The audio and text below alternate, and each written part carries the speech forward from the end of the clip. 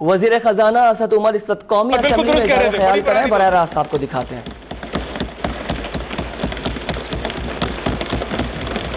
और दूसरी तरफ आपको ये भी बताएं कि वज़ीर आज़म इमरान खान भी कौमी असेंबली में पहुंच चुके हैं और बाकायदा अब सेशन का आगाज किया जाएगा, जिसके में अभी आप देख रहे हैं कि वज़ीर खजाना असद उमर कौमी असेंबली में खिताब भी कर रहे हैं, अपने इज़हार का ख्याल कर रहे हैं।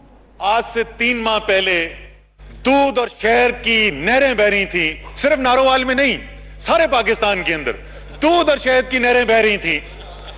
फिर उसके बाद मुझे नजर आए, चले गए यहां से उठ के अभी, उसके बाद मुझे नजर आए जरदारी साहब बैठे हुए यहां पे मुस्कुराते हुए मुझे नजर आए, और मुझे याद आया कि यही जो हुकूमत बाद में बनी, जो उस वक्त की सबसे बड़ी ऑपोजिशन थी, वो इससे भी ज्यादा धुआंधार तकरीरें करते थे और कहते थे जरदारी साहब ने मुल्क को तबाह बर्बाद करा दिया, मईशत को चारों शाने चित कर, और हम इस बात से इत्तफाक करते थे।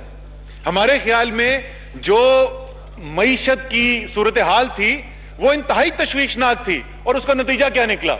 उसका नतीजा यह निकला कि जब उनकी हुकूमत खत्म हुई, यहां पर 2 महीने के बाद खड़े होके वजीर खजाना ने ऐलान कर दिया कि जी चारा कोई नहीं है और हम IMF के पास जा रहे हैं।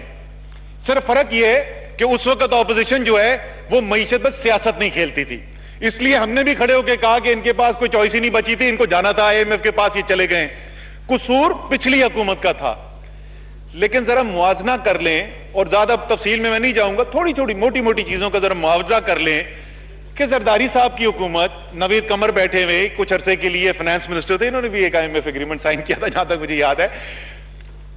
इनके वक्त में क्या निजाम छोड़ के गए, और उस दिन honourable leader of the opposition ने जो कहा कि इनको खुशी इस बात की है कि क्राइसिस मुल्क में कोई नहीं है, जरा हम मुआवजा करके देख लेते हैं।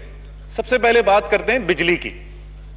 ये दूध और शहद की नहरें जो है ना, जरा उनकी हम थोड़ी बात कर लें। तो बिजली से शुरू करते हैं। अगर आपको याद हो तो जिस वक्त पीपल्स पार्टी की हुकूमत खत्म हुई तो कई सालों से जमा हो होकर गर्दिशी कर्जे 480 अरब रुपए पे पहुंच गए थे, जो बगैर किसी प्री ऑडिट के पेमेंट कर दी गई, क्योंकि बहुत बुरे हालात थे। आज तक वो नैब में भी चल रहा है, PSC के अंदर भी चल रहा है, हम भी ECC के अंदर उसको निकाल के दोबारा देख रहे हैं। लेकिन 480 अरब रुपए की पेमेंट की गई, और ये बहुत बड़ा एक ऐसा एक चीज थी जिसको सब देख के कहते थे कि वाकई में कि क्या किया पीपल्स पार्टी ने। राजा परवेज अशरफ बिजली और पानी के पहले वजीर थे, वजीर आजम थे। राजा साहब ये क्या किया आपने मुल्क के साथ? 480 अरब रुपए के गर्दिशी करते छोड़ गए। स्पीकर साहब, हकायक ये हैं, ये हम कई सालों की बात कर रहे थे, पिछले 1 साल के अंदर जो गर्दिशी कर्जों में इजाफा हुआ, इन दूध और शहद की बहती हुई नहरों के साए में 453 अरब रुपए का था। 453 अरब रुपए गर्दिशी कर्जे जो पार्ड हैं PHPL में, और जिस वक्त अनपेड हैं वो 1200 अरब रुपए से तजावज कर चुके हैं। उसके बाद गैस के निजाम पर आ जाएं। राजा साहब को शायद याद हो, मुझे याद नहीं, पेट्रोलियम के मिनिस्टर इनके कौन थे, पेट्रोलियम एंड नेचुरल रिसोर्सेज के जो कोई भी थे, वो जिस नवीद कमर साहब बैठे। नवीद कमर साहब जो है जब निजाम को छोड़ के गए तो गैस के निजाम के अंदर कोई मसला नहीं था, कोई खसारा नहीं हो रहा था गैस के निजाम के अंदर, बड़े डिविडेंड मिलते थे, लोग कंपनियों के अंदर शेयर खरीदते थे बहुत। ओगरा की डिटर्मिनेशन, ये तहरीके इंसाफ की हुकूमत आने से पहले की हम बात कर रहे हैं, क्योंकि आजकल हमसे सवाल यह पूछा जाता है, बड़ी संजीदगी से हमसे यह सवाल पूछा जाता है कि जो काम हम 40 साल में नहीं कर सके, आप जवाब दें 40 दिन में क्यों नहीं किया आपने? ठीक है, ये हम उन चीजों की बात कर रहे हैं, ये हम उन चीजों की बात कर रहे हैं जो हमारे आने से पहले हो चुकी हैं। एक ओगरा के मुताबिक 154 अरब रुपए का खसारा गैस के निजाम में, वो गैस का निजाम जो आसिफ जरदारी ठीक छोड़ के गए थे, उस गैस के निजाम में 154 अरब रुपए का खसारा। कोई क्राइसिस नहीं है मुल्क में, लेकिन पता नहीं क्या वजह है कि तमाम IPPs जो है वो कह रही हैं हमारे पास अब सकत खत्म हो गई है, हम बिजली पैदा नहीं कर सकते। हमने अरबों डॉलर खर्च करके नए कारखाने तो लगा दिए, लेकिन पुराने कारखाने बंद हो रहे हैं। क्यों? क्योंकि गर्दिशी कर्जे उधर पहुंच चुके हैं कि अब पेमेंट करने के लिए पैसे नहीं बचे। PSO कौम का एक बहुत बड़ा इदारा, उस इदारे की सूरत हाल ये है, वो कह रहे हैं हम एलसी नहीं खोल सकते क्योंकि कर्जे वहां तक पहुंच चुके हैं कि अब हमारी एलसी नहीं खुल रही है। पीआईए का जहाज टेक ऑफ नहीं कर सका क्योंकि पीएसओ उसको तेल बेचने के लिए नहीं तैयार थी, क्योंकि पीआईए पे कर्जे इतने चढ़ चुके हैं। फिर मैं दोबारा याद दिलाऊंगा, जरदारी साहब की हुकूमत, बड़े अच्छे अच्छे मुझे चेहरे उनके यहां पर नजर आ रहे, लेकिन मैं फिर भी कहता हूं इंतहाई बदतरीन माशी पॉलिसीज, स्टील मिल खसारे शुरू हो गए, चल फिर भी रही थी, पिछले 3 साल से बंद पड़ी रही है। क्राइसिस कोई नहीं है, लेकिन बेवाओं की पेंशन रोक के रखी हुई थी मुस्लिम लीग नून की हुकूमत ने, बेवाओं की पेंशन, क्राइसिस कोई नहीं है। 40 अरब रुपए वर्कर वेलफेयर बोर्ड के मजदूरों का पैसा, हुकूमत का पैसा नहीं था, मजदूरों का पैसा, 40 अरब रुपए के वर्कर वेलफेयर बोर्ड के पैसे पे हुकूमत मुस्लिम लीग नून की डाका डालती है, मजदूरों का पैसा छीन लेती है क्योंकि कर्जे देने के लिए कोई पैसा नहीं बचा। मैं अभी आप इस बात पे अगर मैं बोलता रहा तो बहुत बोलता रहूंगा, लेकिन क्योंकि सुबह कुछ सुनना पड़ा था, उसके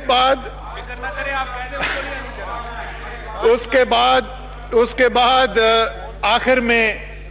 आखिर में मैं इसका भी जिक्र कर देता हूं। रियासत मदीना की बात की गई, जाहिर है हम तमाम मुसलमान उस रियासत को अपना आइडियल मानते हैं। हमारे ख्याल में हम सबकी कोशिश ये होनी चाहिए कि वो निजाम लेकर आए, वो हालात खड़े करें, वो माशी निजाम हो जो रियासत मदीना का निजाम हो। लेकिन उसकी बुनियादी जुज क्या था? उस निजाम का बुनियादी जुज इंसाफ था। उस निजाम के अंदर हाकिम वक्त, खलीफा वक्त से खड़ा होकर कोई पूछ सकता था कि तुम्हें इतना कपड़ा कैसे मिला? जो आज रियासत मदीना को याद कर रहे थे, काश उन्होंने यहां पे खड़े होकर इसी हॉल के अंदर उतने ही जज्बे के साथ तकरीर की होती कि स्टील मिल में लोगों की तनख्वाहें रोकने से, पेंशन रोकने से 2 खुदकुशियां हो गई हैं, लेकिन वजीर आजम की सिक्योरिटी के लिए नए BMW के लिए करोड़ों रुपए हैं, कुत्तों के लिए 24 लाख रुपए मौजूद हैं। काश उस दिन मदीना की रियासत याद आई होती। लेकिन चलें हम आगे की तरफ देखेंगे। हमने इस बजट के ऊपर सिफारिशात मांगी थी। मैं शुक्रिया अदा करना चाहता हूं तमाम उन लोगों का जिन्होंने अपनी सिफारिशात दी, और मैं एक एक करके उनका थोड़ा जिक्र भी कर दूं, और आखिर में, या बल्कि मैं ऐसे करता हूं, मैं पहले आपको बता देता हूं कि हम क्या कर रहे हैं, और फिर जिन चीजों के ऊपर नई अमल दरामद हम कर रहे हैं उसका भी हम आपको बता देंगे। सबसे पहली चीज, सबसे ज्यादा जिसके ऊपर जिक्र हुआ, गुफ्तगू हुई, आइडियाज आए, नेशनल असेंबली के अंदर भी आए, सेनेट में भी आए, वो फाइलर नॉन फाइलर का था। फाइलर नॉन फाइलर के अंदर जी हमने आपको बताया कि किस लिए किया गया था। बड़े हमें सुनने पड़ी कि ये नॉन फाइलर्स की लॉबी का हिस्सा बन गए। अभी इस पे भी जरा सी बात करते हैं, कौन नॉन फाइलर्स की लॉबी का हिस्सा है या था। लेकिन हमने ये तजावीज में वजन देखा, जो मसाइल थे उनको भी हमने देखा, तो हम वहां तो नहीं वापस जा रहे जहां पे कानून पहले था, क्योंकि उसके अंदर हमें सुखम नजर आए। लेकिन हम 3 एग्जेम्पशंस के साथ ये पाबंदी दोबारा से कर रहे हैं जो नॉन फाइलर्स के घर, जमीन और मोटरसाइकिल, गाड़ी खरीदने के लिए थी। एग्जेम्पशन क्या है जी? गैर मुल्की, जो गैर मुल्क में मुकीम पाकिस्तानी, ओवरसीज पाकिस्तानी जो हैं, वो पाकिस्तान के अंदर सरमायाकारी करना चाहते हैं। बड़ी जायज बात है। इस वक्त वैसे भी उनका हुब्बुल वतनी का जज्बा जो है, मैं भी बाहर नौकरी कर चुका हूं, उस वक्त जब मुल्क के बाहर होते हैं तो आपको और ज्यादा दिल होता है, धड़कता है पाकिस्तान के लिए। वो यहाँ सरमायाकारी करना चाहते हैं, वो बाहर रहते हैं, उसको फाइलर होने की कोई जरूरत नहीं है। तो ये हमारे ख्याल में ये एक नाजायज बंदिश थी। तो हमने ये कहा है कि जी अगर वो वहां से डॉलर रेमिटेंस आती है उनके अकाउंट के अंदर, और तो उसकी बुनियाद के ऊपर वो जमीन खरीद सकेगा, और गाड़ी अगर खरीदना चाहता है तो कर सकेगा। एक इस्तिस्ना ये है। दूसरी एक जायज बात जो आई वो ये थी कि विरासत के अंदर अभी जो सूरत हाल पैदा हो गई थी, कोई खातून है, वो घरेलू खातून है, वो कहीं काम नहीं करती, या कोई और उनका कारोबार ऐसा है कि जिसके लिए या आमदनी उनकी इतनी नहीं है कि उनको फाइलर होने की जरूरत है, तो वो जायदाद उनके नाम मुंतकिल नहीं हो सकती थी। तो हमने विरासत के लिए इस्तिस्ना की है कि अगर वालिद साहब या जिस किसी विरासत से आपको मिल रहा है तो आपको इस्तिस्ना हासिल होगी। तीसरी चीज जो यह की गई है, शायद उस वक्त इतना गौर से देखा नहीं गया था, लेकिन ये उमूमी तौर पे मुस्लिम लीग नून जो है वो गरीबों के बारे में सोचती जरा सा कम है, तो इसलिए इतना कोई ताज्जुब की बात भी नहीं है कि इन्होंने ये सोचा नहीं कि वो जो छोटी छोटी मोटरसाइकिलें खरीदते हैं, मोटर रिक्शा वाले होते हैं, उनकी तो आमदनी इतनी है, वो बेचारे कहां से फाइलर होंगे। तो कोई भी एग्जम्पशन नहीं थी इसके अंदर। तो हमने 200 सीसी से नीचे जो है उनके लिए इस्तिस्ना कर दी है, ताकि गरीब आदमी जिसकी आमदनी नहीं इतनी फाइलर हो सके वो खरीद सके। आखिरी चीज जो इसके अंदर हमने तब्दील की है वो इसलिए तब्दील की है कि पिछली दफा कानून तो बता दिया गया था, लेकिन शायद कोई इरादा नहीं था उसके ऊपर अमल दरामद कराने का। बहुत सारे पहले भी कवानीन है, तो ये कोई पेनल्टी नहीं थी, कोई जुर्माना नहीं था कि अगर इस कानून के होने के बावजूद कोई गाड़ी बेच देता है, कोई कंपनी जो है वो गाड़ी बेच देती है या कोई प्रॉपर्टी रजिस्टर कर देता है, होगा क्या। तो हमने इसके अंदर जुर्माना अब शामिल किया है कि कानून होते हुए अगर इस कानून की खिलाफ वर्जी होगी तो उसका जुर्माना हमने आयद कर दिया है। दूसरी चीज जी जो अभी ईसीसी ने फैसला किया था, सबसे गरीब तरीन जो पाकिस्तान में लोग हैं वो तो या लकड़ी बेचारा इस्तेमाल करता है या एलपीजी का सिलेंडर इस्तेमाल करता है, महंगी उसको एलपीजी मिल रही थी। तो हमने तब्दीली की कानून के अंदर और हम 30% के लगभग जो टोटल इंपोर्ट ड्यूटीज होती थी जीएसटी की मद के अंदर और रेगुलेटरी ड्यूटी की मद के अंदर, उसको कम करके हम तकरीबन 1/3 पे ला के 10% कर रहे हैं। यह दूसरी तब्दीली हमने की है। तीसरी नॉन फाइलर्स के ऊपर, नॉन फाइलर्स के ऊपर बेतहाशा हमारे पास इंफॉर्मेशन मौजूद है। मुझे आज तक याद है कि 2013 के इलेक्शन से पहले जियो का एक प्रोग्राम था, उस पे मैं भी था और तमाम सियासी पार्टीज के लोग भी थे, और मैंने भी और मुस्लिम लीग नून के जो नुमाइंदे हैं उन्होंने बड़े जोशो खरोश से बात की कि जनाब इतना डेटा मौजूद है, लोगों के पास बड़े बड़े वो घर खरीद रहे हैं, बड़ी बड़ी गाड़ियां खरीद रहे हैं, वो फर्स्ट क्लास एयर ट्रेवल कर रहे हैं और बहुत सारे तरीके करोड़ों रुपए की ट्रांजैक्शन बैंकों से कर रहे हैं। उनको पूछता नहीं है एफबीआर, कौन सा कानून है जो उनको रोकता था। हमने, स्पीकर साहब आपको यकीनन खुशी होगी क्योंकि मुझे पता है कि आप भी इसके बारे में पहले बात कर चुके हैं। जैसा मैंने पिछले हफ्ते तकरीर के अंदर वादा किया था इसी असेंबली के अंदर, जो बड़े बड़े नॉन फाइलर्स हैं उनके खिलाफ कैंपेन का कल से आगाज हो चुका है। जिन्होंने बड़े बड़े घर खरीदे, जिन्होंने बड़ी बड़ी गाड़ियां खरीदी लेकिन वो फाइलर होने की जहमत नहीं की, उनके पहले 169 जो सबसे बड़े जो थे वो एक कट ऑफ हमने यूज किया था, उनको नोटिस इशू हो गए हैं। इस हफ्ते के एंड तक नेक्स्ट सीरीज जाएगी, ये मामला हजारों में जल्द पहुंचेगा। और हम पैगाम देना चाहते हैं, मैं फिर एक दफा तमाम वो पाकिस्तान में लोग जो साहिब सरबत लोग हैं और फाइलर नहीं हैं, मैं एक दफा फिर उनको ये पैगाम देना चाहता हूं। देखें, आप भी पाकिस्तानी हैं, कहीं ना कहीं आपके दिल में भी वतन की मोहब्बत होगी। ये मुल्क वैसा नहीं हो सकता जैसे हम सबकी ख्वाहिश है जब तक वो लोग जो इस्तात रखते हैं, जो साहिब सरवत हैं, वो अपने हिस्से का जायज टैक्स ना अदा करें। मैं आपसे फिर अपील कर रहा हूं, इस वक्त हमने टैक्स रिटर्न फाइल करने की मियाद बढ़ा दी है, हम फिर मौका दे रहे हैं। साथ हमने ये भी काम शुरू कर दिया है, क्योंकि जजा और सजा दोनों होनी चाहिए। अभी भी वक्त है, टैक्स नेट के अंदर आ जाएं। आपको वजीर आजम पाकिस्तान का वादा है कि कौम का पैसा कौम पर खर्च होगा, न दुबई में महल बनेंगे, न लंदन में जायदाद बनेगी, न स्विट्जरलैंड के बैंक अकाउंट्स में जाएगा। कौम का पैसा कौम पर खर्च होगा। आए इस मुल्क की तरक्की के अंदर हिस्सेदार बने। लेकिन अगर आप ये करने को तैयार नहीं है, मैं नॉन फाइलर से मुखातिब हूं, अगर आप ये करने के लिए तैयार नहीं है तो फिर ये याद रखें, ये रियासत इतनी कमजोर नहीं है जितनी नजर आती है। जब लोग जब दयानतदार लोग फैसला करने की कुर्सी पर बैठेंगे, जिनको अपने चोरी किए हुए पैसे की फिक्र नहीं होगी, तो इस रियासत में दम है कि आपसे यह पैसा निकलवा भी सके। हमने इसको काम को करने के लिए स्पीकर साहब तमाम हम जो जदीद तरीकेकार हैं उनको भी इस्तेमाल करना चाहते हैं। तो दो चीजें हमने इसके अंदर कही हैं।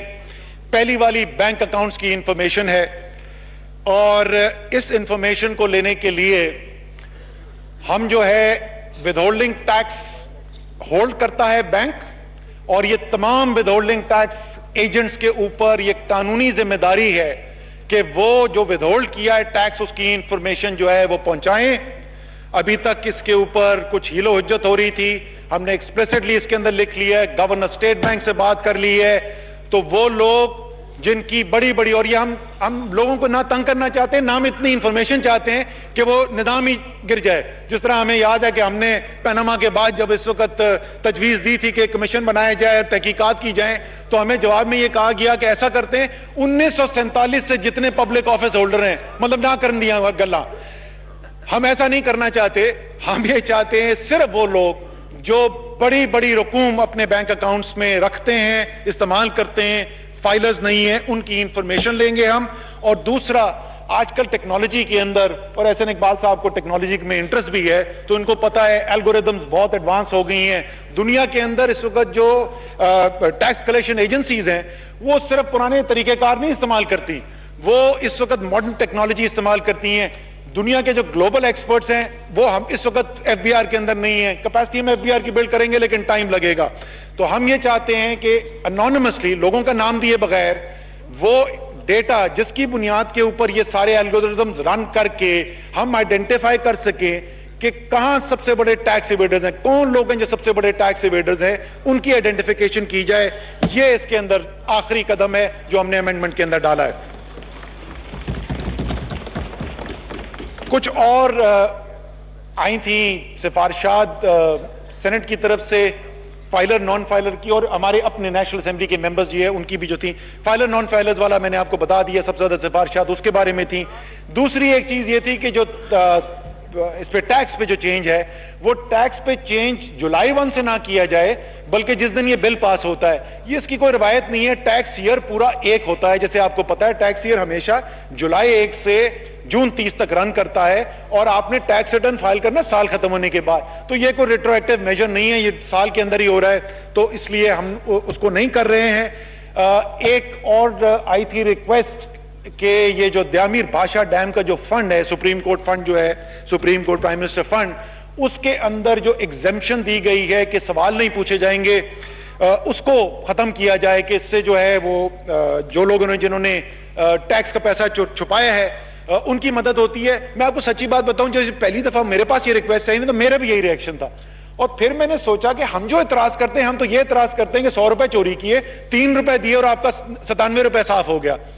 यहां पे तो वो 100 का 100 जमा करा रहा है। हम उस शख्स को तो कोई एमनेस्टी नहीं दे रहे हैं, सिर्फ एमनेस्टी उस पैसे को मिल रही है जो एक कौमी काम के लिए है। तो उसने जब सारे का सारा पैसा जमा करा दिया, ये रिक्वेस्ट पे हमने सुप्रीम कोर्ट के किया था, लेकिन मेरे ख्याल में वो जायज बात भी थी, इसलिए मेरे ख्याल में वो फैसला जो है वो ठीक किया गया है, उसको हम तब्दील नहीं कर रहे हैं।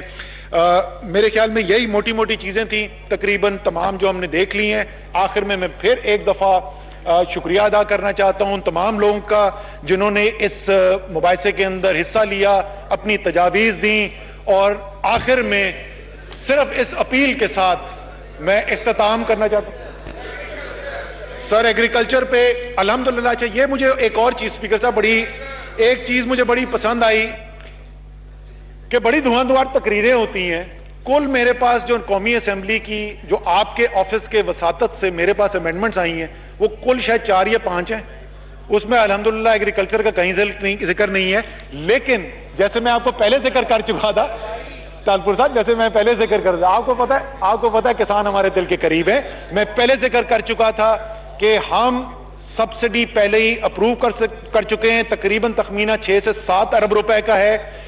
हम जो इंपोर्ट की जाएगी इस रबी के लिए यूरिया, उसके ऊपर भी सब्सिडी दे रहे हैं, और जो एलएनजी के ऊपर प्लांट्स चलेंगे उसके ऊपर भी सब्सिडी दे रहे हैं। तो एग्रीकल्चर का अगर इससे